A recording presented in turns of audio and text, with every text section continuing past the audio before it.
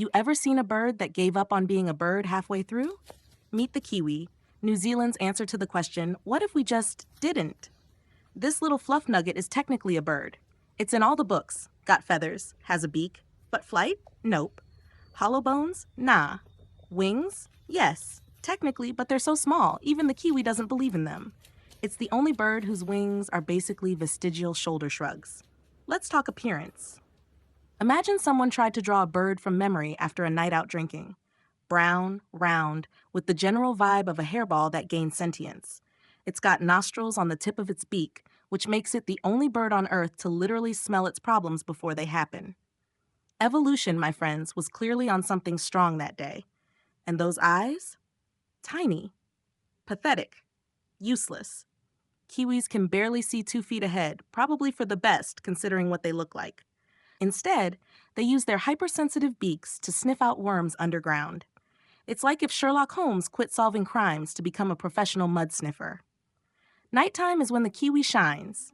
It's nocturnal, stumbling through the underbrush like a furry Roomba with anxiety. You ever see a bird that's afraid of light, loud noises, sudden movement, wind, its own reflection, and commitment? That's a kiwi. Now let's get to the egg. Oh God, the egg.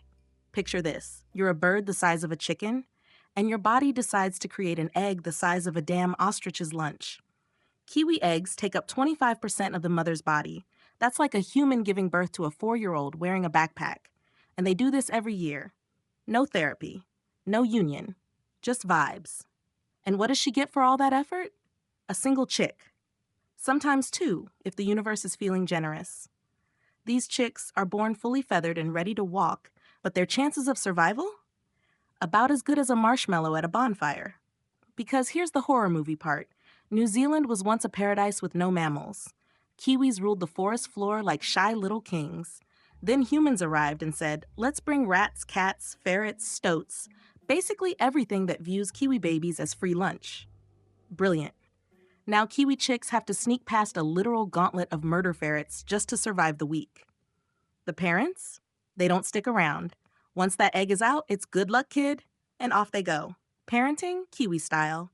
Conservationists are trying. There are breeding programs, predator-free zones, and special kiwi dogs trained not to eat them. Some people even go full commando in the forest just to count kiwi poops. Heroes. Weird, sleep-deprived heroes. But time's running out. The 5 kiwi species are all in trouble. Some have only a few hundred left in the wild. And if we don't step up, we're going to lose a creature that's been around for millions of years. That's older than your grandma's meatloaf recipe, and twice as mysterious. So yeah, maybe the kiwi doesn't soar through the skies. Maybe it looks like a beanbag chair with legs.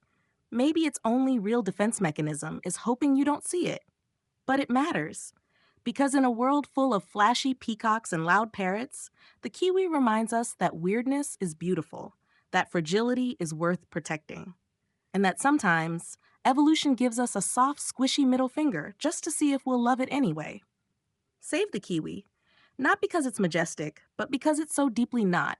It kind of circles back to being majestic again. And for the love of all things fluffy, if you see a stoat, don't trust it.